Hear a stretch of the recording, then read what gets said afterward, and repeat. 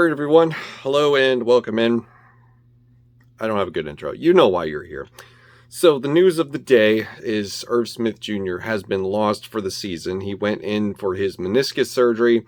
They ended up having to do the procedure that requires a much more lengthy recovery. I believe what I heard was 4 to 6 months, effectively eliminating him from the 2021 campaign. If we get to the Super Bowl, I guess he can come back. But, we're not really going to go there.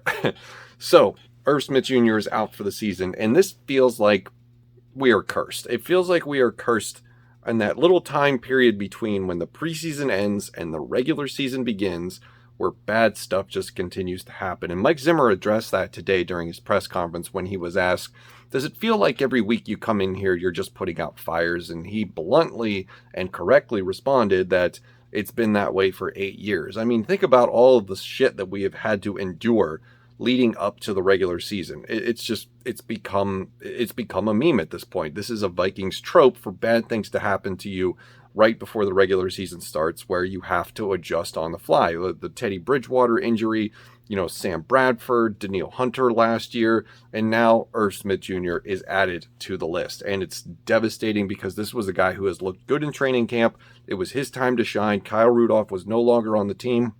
He is out of that shadow. A lot of people had him pegged for, it means a whole bunch of things, and fantasy football may be irrelevant in the grand scheme of what we discuss here on this channel about the Minnesota Vikings. But he was poised to be a very relevant fantasy star this year, was Irv Smith Jr., and now that's just not going to happen. So it sucks. It is disappointing.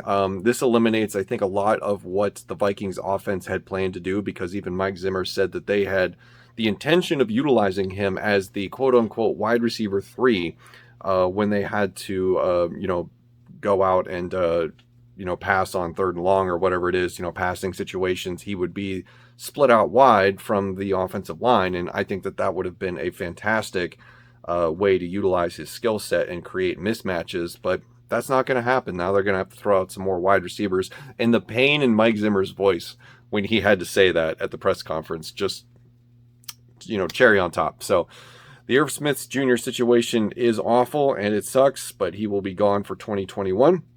Now, let's talk about what else has happened today and what we're going to do going forward regarding this scenario here.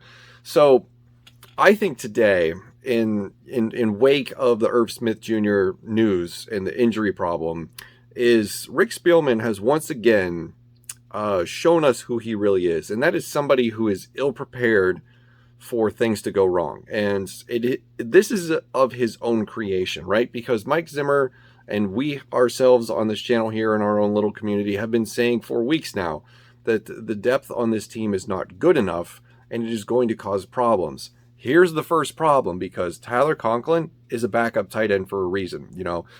He's also banged up with a hamstring injury. Apparently they were being overly cautious with him and his health, so he should be fine to play. I doubt he misses any games.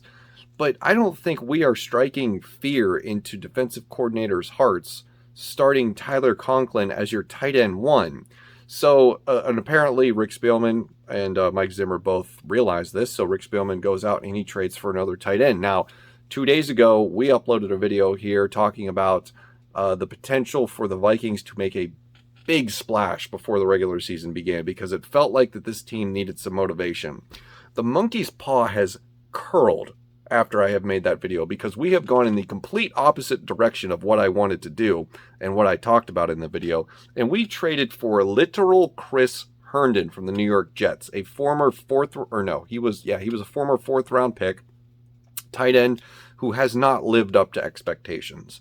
And I am disappointed in Vikings fans who defend and even applaud this trade, because what we surrendered was too much for Chris Herndon. So we gave up a 4th round pick for Chris Herndon himself and a 6th round pick from the New York Jets. Chris Herndon entered this season as the tight end 1 for this team. He was the starter on the depth chart. He lost that job to 3 randos, one of which I've only ever heard of, and that's Tyler Kroft. So I don't really think we need to discuss too much more about what Chris Herndon brings to the table? And the answer is not a lot.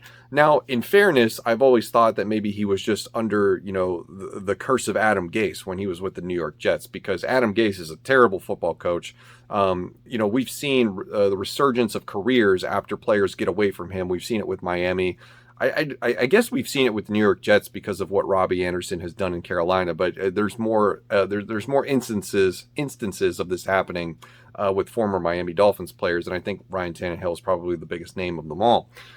So I always kind of thought that maybe it was unfair to judge Chris Herndon because he was stuck in the torture chamber that is Adam Gase's existence. But it seems, based on reports from New York Jets beat writers, that Chris Herndon is not all that interested in the game. He has dropped passes. The thing that frustrates me the most is how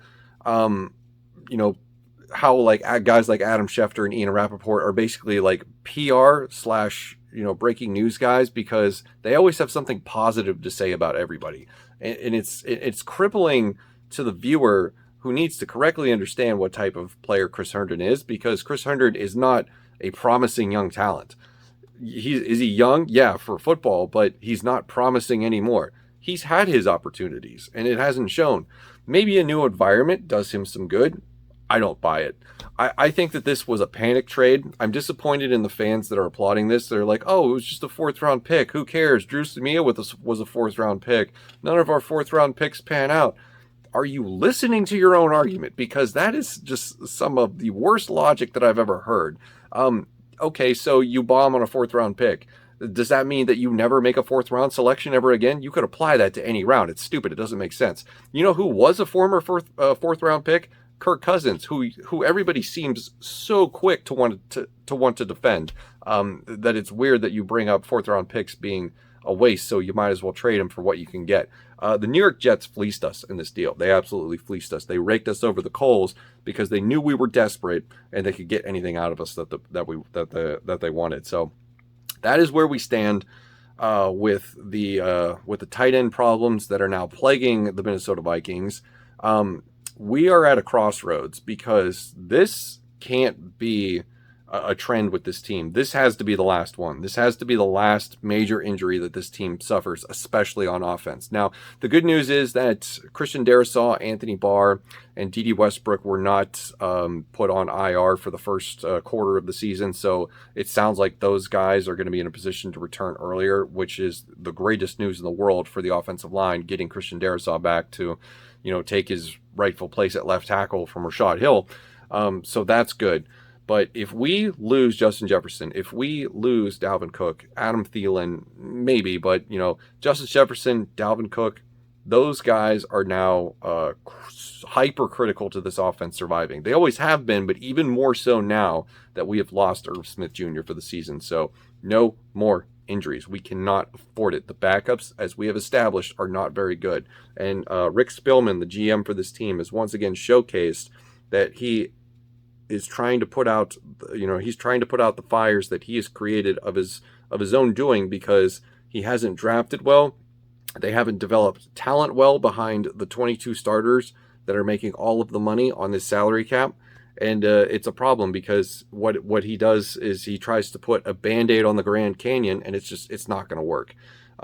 If you're going to go all in on this season, Chris Herndon is not pushing all your chips into the table. That is, I don't know what that is. That's getting up and walking away from the table. So that's my take on the situation. Those are my thoughts. Let me know what your thoughts are on the Irv Smith injury, the Chris Herndon trade, and the overall vibe of the Minnesota Vikings. As it is now, it feels like we always come back with some bad news every couple of days. So that's going to do it for this one. Thank you for watching. I'll see you in the next one.